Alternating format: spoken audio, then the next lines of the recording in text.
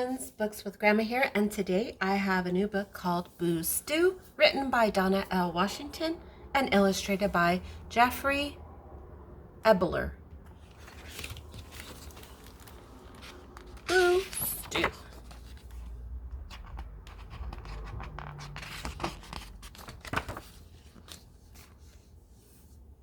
There were always scares in Toadsuck Swamp, but Curly Locks didn't pay 'em much mind.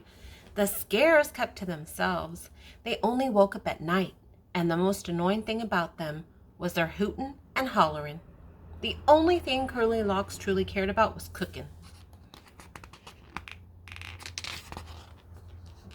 Sadly, the townsfolk ran the other way when she offered 'em bat-wing brownies, cat hair cupcakes, or toad-eyed toffees.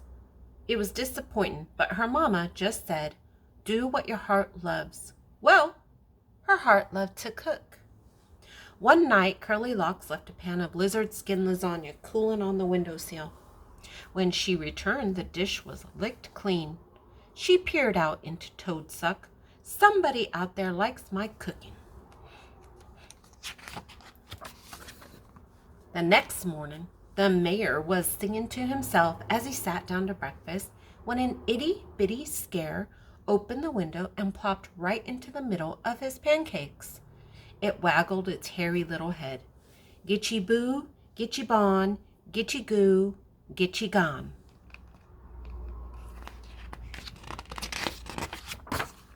The mayor lit a blue streak out of that house and nearly knocked down the blacksmith.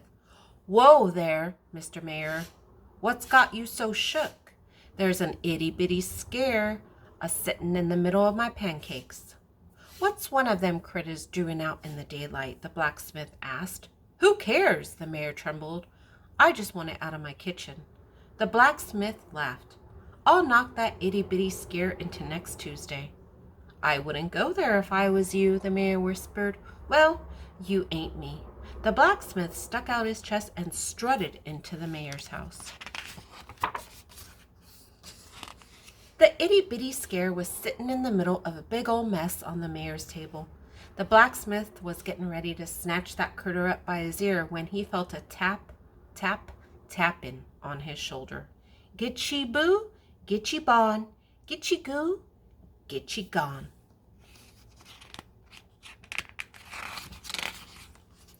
The blacksmith cut out of that house and ran smack dab into the chicken rancher. "Why y'all making such a fuss over one little scare?" asked the chicken rancher. "Because it's in my kitchen," the mayor snapped. "Two scares," stammered the blacksmith. "The second one is bigger than the first." "Bah," said the chicken rancher. "All they ever do is hoot and holler. Don't you fret none, I'll handle it." "I wouldn't go in there if I was you," warned the blacksmith.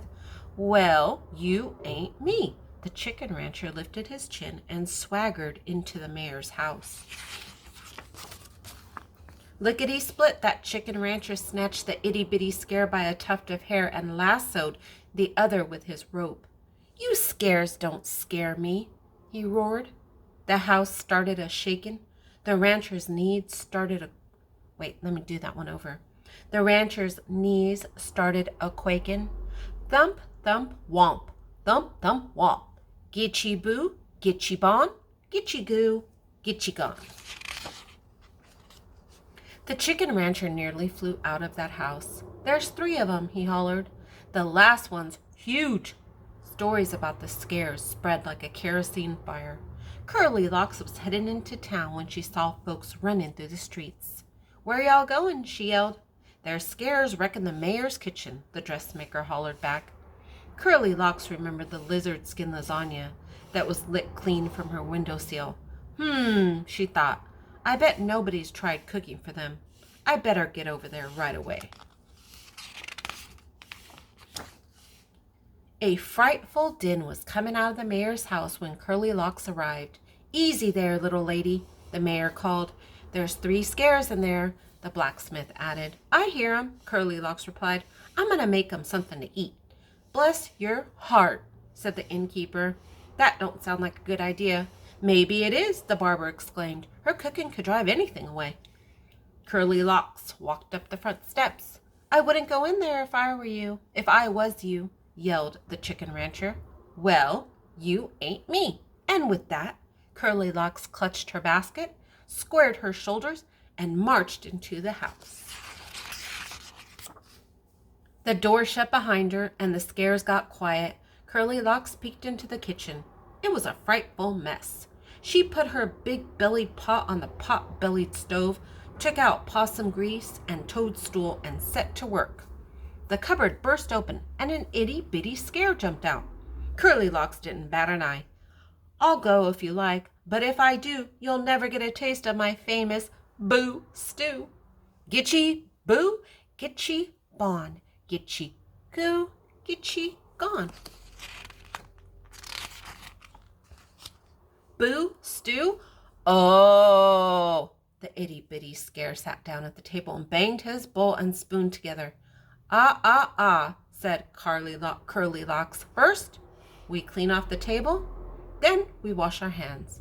Curly Locks was adding powdered beetle and lizard spit to the pot when she felt a tap, tap, tapping on her shoulder. Curly Locks stiffened, but didn't let on that she was startled. I'll go if you like, but if I do, you'll never get a taste of my famous Boo Stew. Gitchy Boo, Gitchy Bon, Gitchy Goo, Gitchy Gone. Boo Stew? Oh, the middling scare clapped his scaly hands. Clean the floor first, said Curly Locks, then set the table. Curly Locks added moose ear broth, toenail clippings, and gnat juice. Thump, thump, womp, thump, thump, womp. The biggest, thumpiest, wompiest scare of all came a gnashing, his scare teeth a waggling, his scare claws and a clomping his scare feet. Gitchy Boo, Gitchy Bon, Gitchy Goo, Gitchy Gone.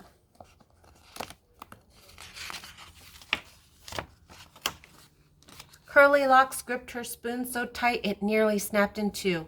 I'll go if you like, but if I do, you'll never get a taste of my famous Boo Stew. Boo Stew? Oh! That big scare licked his jowls in anticipation. Clean the ceiling, please. By the time the kitchen was put right, the stew was piping hot and ready to eat. Curly Locks took a taste and smiled. I hope y'all are hungry, because this might be the best batch of Boo Stew east of the Mississippi. Those scares ate until they were full as ticks in high summer. No, let me do that one over. Those scares ate until they were full as ticks in high summer. They licked their fingers, they licked their toes, they licked each other's toes. Ew. Curly Locks didn't mind their sorry manners. Why, she'd never seen a single soul enjoy her cooking. So, carry yourselves on back to Toadsuck Swamp, cooed Curly Locks, and I'll make Boo Stew and lots of other things for you and your friends every night. Some say that was the finest deal ever struck in those parts. The scares got themselves a heap of delicious food, with their bellies full. They didn't spend all night hooting and hollering. The townsfolk got plenty of sleep now that Toadsuck was quiet. The mayor got a fine tale to tell for years to come. And Curly Locks? She got a load of hearty eaters who appreciated her cooking. That was the best thing of all.